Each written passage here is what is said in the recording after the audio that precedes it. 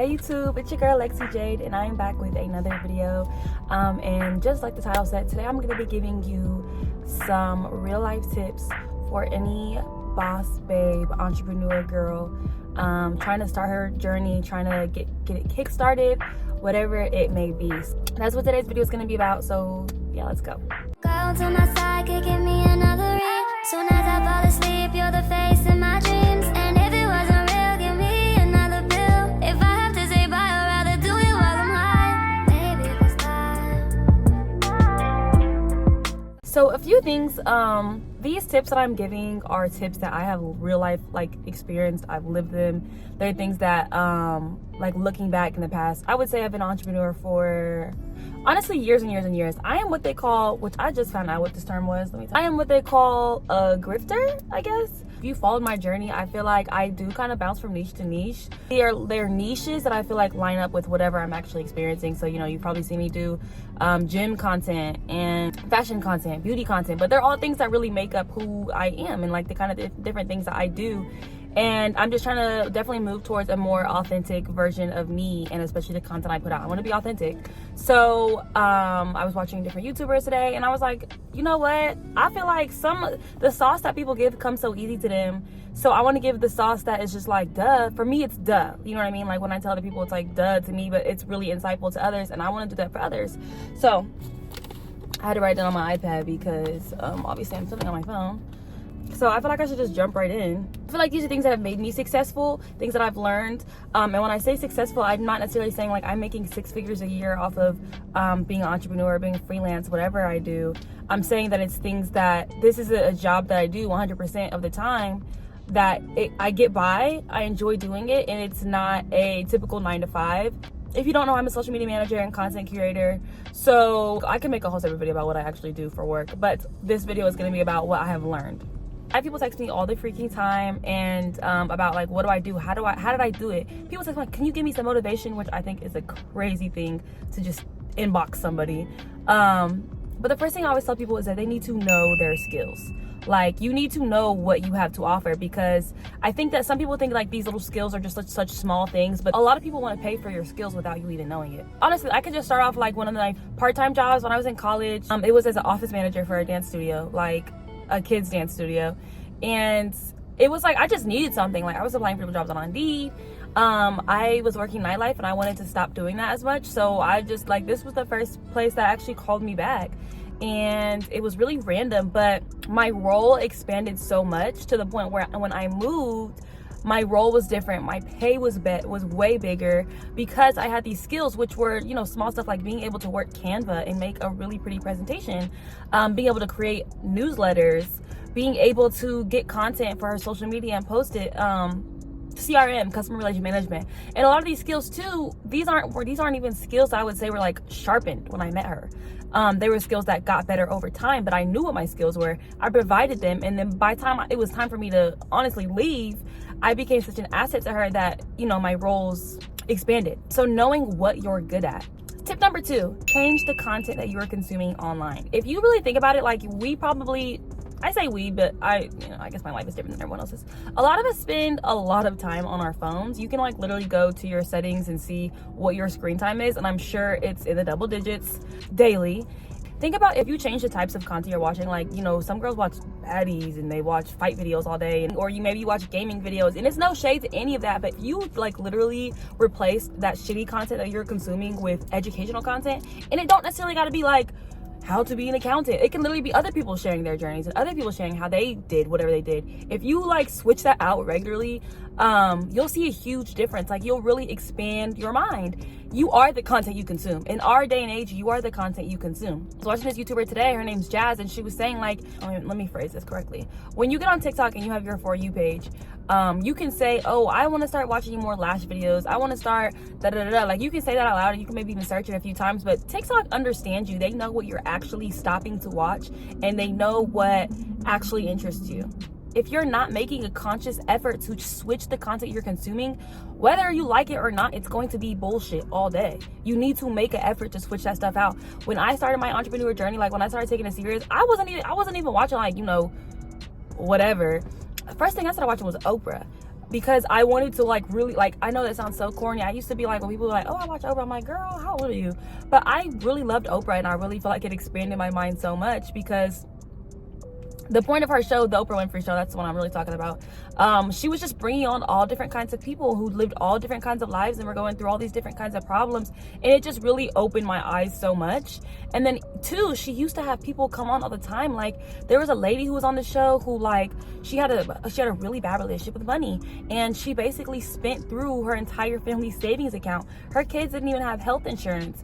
And that stuff kind of was like, okay, I don't want to be like that. I don't want to be like these people. I want to do better. And then you had really successful people come on and share what they've learned. So doing even just stuff like that, like watching content with intention. What are your intentions? Is it to be a better person? Is it to get smarter? Those are the things you need to think about when you're sitting and you're scrolling all day on social media. And it's not going to be an easy switch, but it needs to be a conscious effort, okay? The third thing, and this is one of the most important things, and one of the something that my boyfriend, he taught me, is to tell every single person what you're doing. Like, I know you know, some people are like, I don't want nobody in my business, or maybe you don't feel like you're at a position where you want to be getting the word out, but just be vocal about that. Be vocal about your strengths, about what you want to do. Tell every single person you know.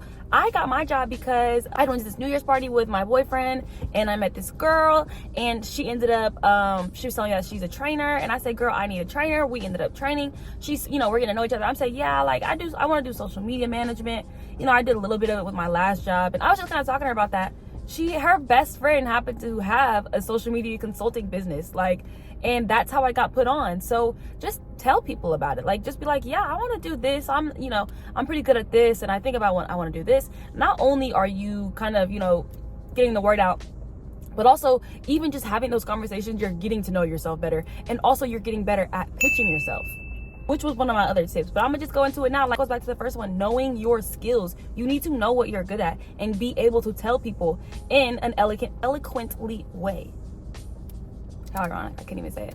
In a sophisticated or professional way, just a way that makes sense to other people, that people can understand what you're saying. The next one is to be coachable. To be coachable is not necessarily like, in this day and age, it's like we kind of have a habit of like seeing everything on social media. If it fits our narrative, we're gonna believe it. But anyway, that's neither here nor there. When I say be coachable, it means you need to put yourself around people who know what the fuck they're talking about. You need to be able to put yourself around professionals and really listen to what they're saying. So a lot of people, like, maybe you don't want to go to college, like, that's fine, but be in spaces with people who do know what they want to do, who are passionate about what they want to do, and listen to what they're saying. Like, and I'm not saying walk out to people and start asking them questions and this and that. I also think that you should be willing to pay for people's services, which was one of my next these all go really hand in hand. But I want to say on be coachable. Have an open ear. No matter what people are practicing, what their trade is, you should be able to listen to them and pick something up from it. And like, don't be ashamed to say, like, yeah, I learned this from XYZ. Like my boss, I said colleague, she's taught me so much. That's why I almost borderline say boss, is because she taught me so much, especially when it comes to work ethic, and when it comes to being organized. If I had walked into that being like, oh, I know everything, oh, I do this, I like the way I do this, I would not have been able to pick up on as much as I did and be the person I am today. She works corporate, so of course she knows what she's talking about. And there are times when I'm like, girl, what are you talking about? Especially when it comes to video editing, because that's my job as the content creator, is to get the content and then to edit it. And there are times when I'll be like, she'll be like, oh, can we change the music on this? I'm like, bro, no, we can't change the music on it. But sometimes she's right. Like, oh, I would say about 80% of the time, she's right. So be coachable. Be willing to take people's criticism and advice and tips and whatever it is. My next one was don't be a leech. Y'all, when I said the reason I made this video was because so many people be texting me, I don't really mind, because I think that people don't have bad intentions. But I think it's so important to be mindful when you're like seeking out resources and seeking out help, whatever it is. These people work. Like, these people, most of the time too, they get paid for what they do. And the stuff that they learned, it didn't come by easy. It came by experience. So it is a little bit offensive when you just kind of text people or message them or just, hey, I see you doing your thing. How do you do XYZ? It's a little bit offensive to kind of feel almost entitled to that information that someone actually like went through to learn. You know what I mean? Obviously, I'm putting this video out there because I love to talk. I love to share, because that's just what I like to do. Every person isn't like that. And additionally, I actually had someone ask me before, like, how I built this was someone I went to school with. She asked me, how did you build your social media to what it is now? And I directed her to a YouTube video that I had. I said, girl, I actually talked about it in this YouTube video, because yeah, that's just, I also just can't sit down and explain to every single person how I did stuff, because I'm also not like, don't get me wrong, I'm proud of where I am, but I'm not where I want to be. And sitting down explaining it, it's just like, I could just go forward and backwards all day. You know what I'm saying? Like, but anyway, don't be a leech, okay? If you want someone to be your mentor, have something to offer them. If this is someone you admire, how can I help you? What can I trade for your knowledge? Be willing to be like, hey, can I buy you lunch? Can I buy you a drink? But also understand that you're not entitled to anything that someone wants to share or doesn't want to share. Sometimes buying someone lunch does not cut it. Sometimes that's like, especially if this is someone who sells information, if this is someone who is an expert in their field, buying them hibachi grill, and you know, that might not pay for what you really are looking for. And that's also why it's important. I think some people are so anti buying ebooks and buying courses and this stuff. And I get it, because I live in a city where people sell a course for anything.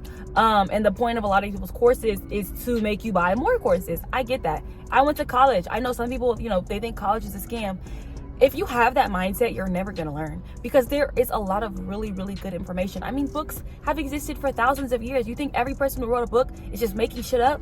Go to a library. If you don't trust whoever, go to a library. A lot of these, the tips and the knowledge are fundamentals that haven't changed over time. Of course, a lot of things when it comes to social media has changed, but then at the end, you can go read a book on marketing. When I took a marketing course in college, that stuff stuck with me, and it was actually how I realized how much I enjoyed marketing.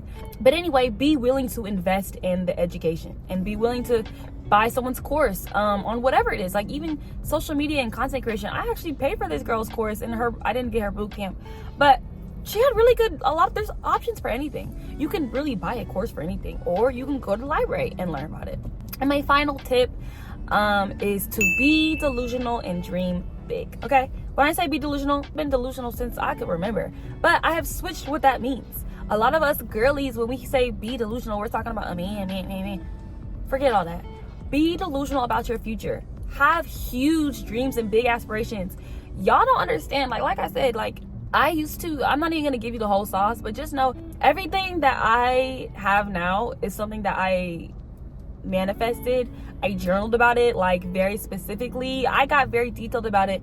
And if you know, like, where I come from, it's very different than the route that I wouldn't say I should have gone on, but I could have gone on. That more likely for me, and I would say, because I had really big dreams. I was a little bit, what's the word? I daydream a lot. That's really what it comes down to. I daydream a lot. When I was a kid, I was by myself a lot, so I would watch TV, I would consume media, I would read books. So I've always been a daydreamer. I've always been in my head. I don't think there's anything wrong with that. But you need to shift what it is that you're dreaming about. Dream about your future, and dream really big. The more you dream about it, the more real it's going to become. You just need to start believing that it's going to happen. If you want to be an entrepreneur, you can be an entrepreneur, but something that cannot be said enough is it's going to be hard and long, okay? I've had clients where they think that, you know, success is overnight, and it's not. People who tell you their success is overnight either are lying or are one in a freaking million. And everyone, it's okay not to be one in a million. Don't shoot to be the one in a million. Shoot to be someone who creates a solid foundation of whatever it is, a solid foundation of work ethic, of content. If you're gonna be a content creator, like, you need to be someone who's trustworthy, who has a long resume, but you want to be a solid person with a lot of experience in whatever field it is you're gonna be. Because honestly too, when I think about it, I actually had a comment on my YouTube video the other day where someone was like, oh, I feel so bad for you, like, you put all this effort into your videos and you don't get any likes, and then, you know, someone can come on here with a green screen and get thousands of likes. Don't get me wrong, I get discouraged, I get upset, I get in my feelings, I get salty. I definitely do. I'm not gonna pretend I don't. But what I also understand is that, like, when it's my time, it's gonna be my time, number one, because I'm actually I figured out what niche I want to do, and number two, the timing is just what's correct for me. I've gone through so many niches. I've done nightlife, I've done whatever, XYZ.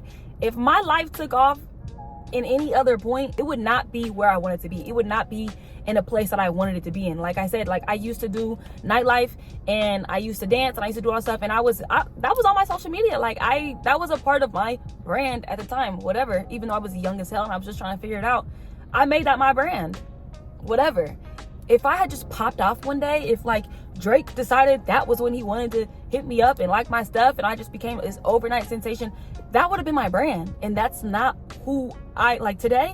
That's not who I wanted to be.